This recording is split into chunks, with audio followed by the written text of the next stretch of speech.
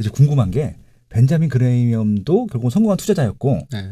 그건 확실히 알겠는데 나심 탈레브는 저희는 일반인들 같은 경우는 책으로도 유명해요. 네. 그분도 돈을 많이 번 투자자였나요, 그러면? 이제 나심 탈렙이 사실 본인의 뭐 자산을 밝히질 않아서 사실 네네. 나심 탈렙이 돈이 얼마나 있는지는 잘 네. 모르겠는데요. 네. 이 나심 탈렙의 이 블랙스완이라는 책이 사실 유명해진 계기가 네. 그 금융위기를 맞춰서 그렇습니다. 그렇죠. 예. 네. 그때 2008년 금융위기 당시에 네. 이제 금융위기가 벌어지기 전에 나심 탈렙이 금융위기를 경고를 했고 거기에 베팅을 했거든요. 아. 네, 그래서 뭐 이제 인버스 이런 데도 비슷한 네, 거예요? 네. 야. 그래서 뭐 정확히 어떤 상품에 네. 베팅을 했는지는 제가 잘 모르겠지만 금융위기가 온다에 베팅을 해가지고 큰 돈을 번 걸로 알고 있습니다. 예. 네, 그리고 또 최근에 이 코로나 사태에도 마찬가지로 코로나 사태가 굉장히 심각해질 것이다에 베팅을 해가지고 네. 본인도 베팅을 하고 또 이제 본인이 컨설팅을 해주는 펀드가 있는데요. 거기에 뭐 또 조언을 해가지고 또 이번 코로나 사태로 큰 수익을 낸 걸로 제가 알고 있습니다. 야, 위기 때마다 이분이 등장하네요, 결국은. 네. 어떻게 보면 네. 이제 성향이 좀 다른 것 같아요.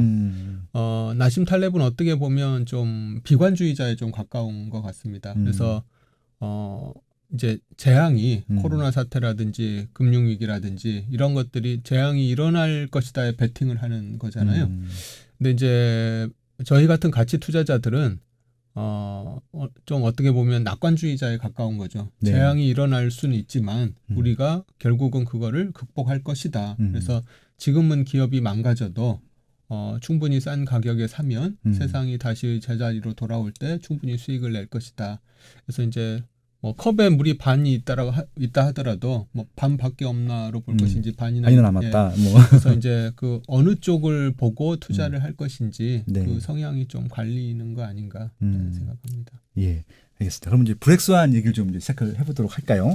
예, 이 책이 되게 두껍습니다. 네. 근데 좀 두꺼운 거에 비해서 그래도 쉽게 좀 익히는 편인 것 같아요. 네. 얘기가 너무 재밌기도 하고 또 요약을 중간중간 또 해놓고 있어서 이게 어떻게 좀 구성이 되어 있나요? 책이. 예.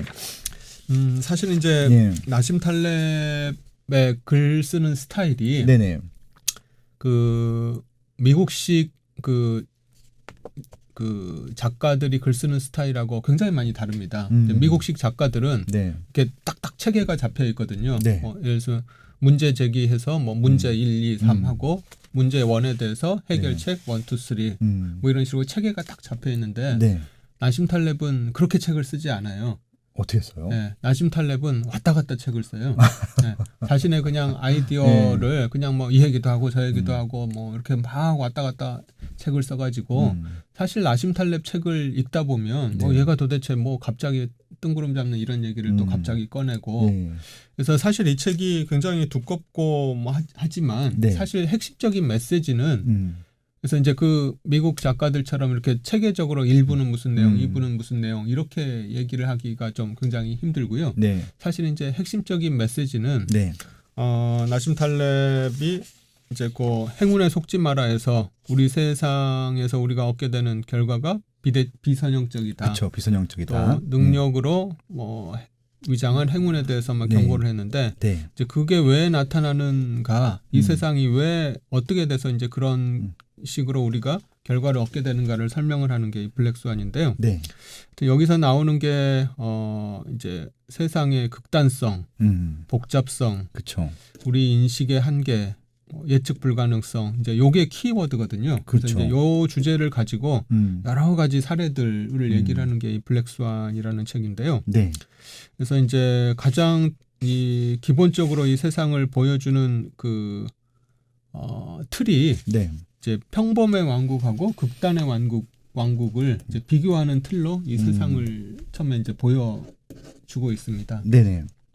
그래서 이제 평범의 왕국이라는 거는 이제 여러분이 이제 국민학교 때, 중학교 때 이제 정규분포 배우셨을 텐데 이렇게 돼 있죠. 네. 가운데 볼록 튀어나온. 네, 평균이 있고 네. 평균 주위로 뭐 이제 약간의 편차가 있는. 네. 그래서 사람들 키를 보면 뭐 170, 뭐 160 이 정도의 대부분이 위치하고 아주 큰 사람은 뭐 2m 몇 센치가 있을 수도 있고 네. 또 아주 작은 사람은 뭐 6, 70cm도 있을 수 있지만 네. 극단인 사람은 없는 거잖아요. 키가 그렇죠. 뭐 4m, 5m 이런 사람은 없고 그렇죠. 키가 뭐 5cm 뭐 이런 사람은 있을 수가 없잖아요. 네. 그래서 이제 그런 게 평범의 왕국인데 우리 세상을 예를 들면 빵집 가게의 뭐 수익 같은 거 빵집이 동네 빵집이 돈을 아무리 많이 벌어도 그 네. 빵집에서 수천억을 벌고 수조 원을 버는 그런 빵집은 있을 수가 없거든요. 그렇죠. 동네 빵집이. 예. 네. 그래서 이제 우리가 사는 이제 그런 데들이 평범의 왕국에서 이제 운영되는 그런 세상이라고 볼 수 있고요. 근데 이제 극단의 왕국은 이제 그런 게 아니라 지금 미국 같은 경우에 아까 잠깐 이제 뭐 워렌 버핏이 뭐 100조 되는 재산을 가지고 있다고 얘기했는데 네. 그런 사람들이 꽤 있습니다. 뭐 그렇죠. 네. 그 빌 게이츠라든지 그렇고요. 또는 뭐 아마존, 예. 네, 제 베이조스 같은 예, 경우도 예. 뭐 100조 원에 그쵸, 육박하거든요. 그런데 또 제가 얼마 전에 기사를 읽으니까 미국 국민의 절반 가까이가 은행 통장에 $1,000도 안 된다고 해요. $1,000면 우리나라 돈으로 120만 원이거든요. 120만 원이죠. 예. 네. 근데 미국 국민의 절반이 통장에 120만 원도 없다고 합니다. 그러니까 저희 이번에 그 재난안전기금으로 4인 가족에 네. 100만 원씩 써줬잖아요. 네. 그 정도도 안 된다는 얘기인 거죠. 그러니까 지금. 이제 미국 사람들은 정말 일주일 벌어서 일주일 먹고 산다는 얘기인 거죠. 네네. 네. 그게 이제 극단의 왕국이거든요. 자산이 100조 원이 있는 사람도 있고 어떤 사람은 통장에 100만 원도 안 되는 돈이 있는 사람이 그 있고. 노숙자도 되게 많잖아요. 그렇죠. 예. 네. 그래서 이제 우리 세상이 이렇게 극단의 왕국이더라라는 거를 이제 나심 탈렙이 얘기를 하고 있는데요. 근데 이제 요 극단의 왕국에서는 상상하지 못했던 일이 이제 벌어진다는 거죠. 블랙스완이 이제 가끔 출몰한다는 게 이 나심 탈렙의 주장인데요. 여기서 이제 재밌는 게 나심 탈렙이 그 칠면조 얘기를 해요. 칠면조. 네. 네. 칠면조 얘기가 어떤 거냐면 어떤 칠면조가 있는데 주인이 와가지고 매일매일 먹이를 줘요. 네네. 네. 뭐 하루 이틀, 뭐 한 달, 두 달, 뭐 1년, 2년 계속 먹이를 주니까 이제 칠면조 입장에서는 이 사람이 굉장히 나한테 고마운 사람이구나. 네네. 라고 이제 결론을 내리게 되는데 1000일이 지나고 1000하루가 딱 됐을 때 네. 그 추수감사절에 이제 주인 식탁에 네. 자신이 올라가게 됩니다. 그렇죠. 네. 그게 이제 칠면조 얘기인데요. 그 이제 그런 칠면조한테는 자신이 추수감사절에 식탁에 올라가는 게 네네. 1000일 동안 한 번도 생각하지 못했던 블랙스완 같은 그런 일이잖아요. 그렇죠. 네. 근데 이제 그런 일이 얼마든지 우리 세상에 벌어질 수 있다는 게 사실은 이 책의 핵심 메시지입니다. 네. 그래서 근데 이제 사실 많이 투자하시는 분들이 이 블랙스완이라는 얘기를 한 번쯤은 들어보셨을 텐데 네네. 이 블랙스완의 그 핵심을 네. 제대로 이해하지 못하신 분들이 제가 볼 때는 많으신 것 같아요. 네. 예를 들면은 그 작년에도 그랬고 올해도 그렇고 그 굉장히 문제됐던 상품 중에 어떤 상품이 있냐면 작년에 그 DLS라는 상품이 문제가 됐었어요. 독일 네. 건 맞죠? 그거. 네. 예. 독일 국채를 국채, 예. 기준 지수로 해가지고 발행된 상품이고요. 네. 올해 또 올 초에 문제가 됐던 게 그 ELS 상품들이 네. 또 문제가 됐습니다. 네.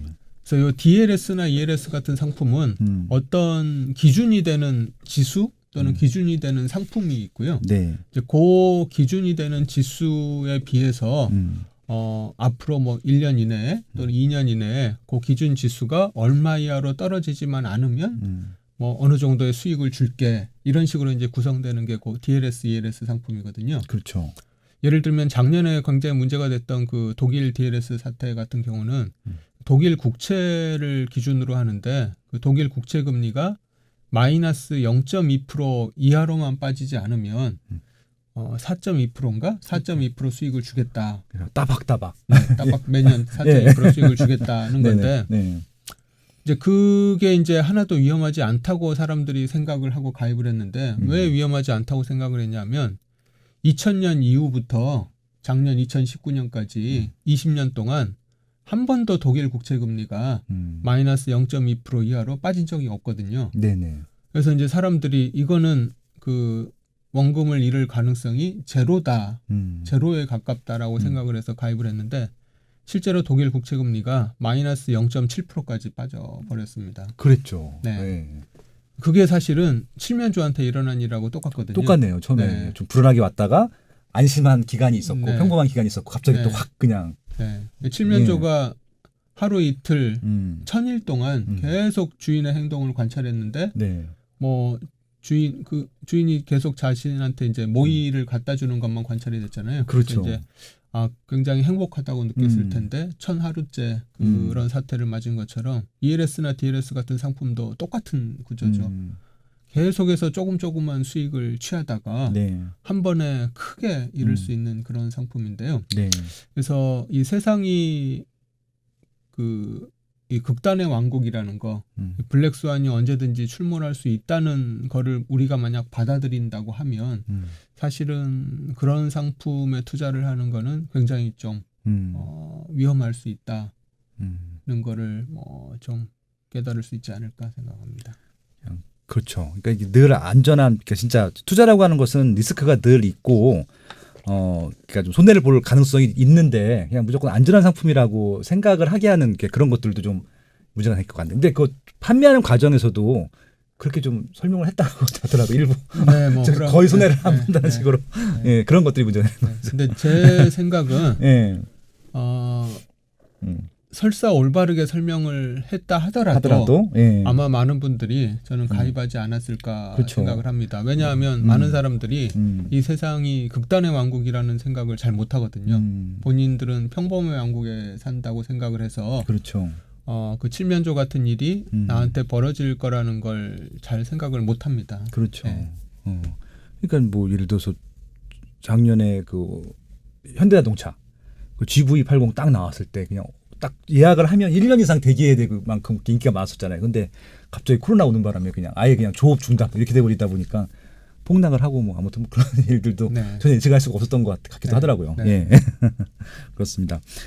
지금 이제 프롤라이드에 나온 이제 실버니즈 얘기를 지금 작년에 있었던 이제 DLS, ELS랑 연결해서 많이 설명해 주시니까 이해가 너무 확 한 번에 됐어요. 한 번에 됐는데 지금 워낙 달변이시고 이해가 좋으셔갖고 그냥 시간이 가는 줄 모르고 들었거든요. 1부 여기까지 하고요. 2부부터 예 본격적으로 블랙스완에 얘기를 하도록 하겠습니다. 1시간 됐어요. 네. 그래서 요거 한번 끊고 2부에서 다시 좀 본격적인 블랙스완 얘기를 해보고 그럼 우리가 여기서 어떻게 투자에 대한 마인드 그런 자세들 방법들을 가져야 되는지 2부에서 구체적으로 좀 설명드리도록 하겠습니다. 네, 고맙습니다. 네, 감사합니다.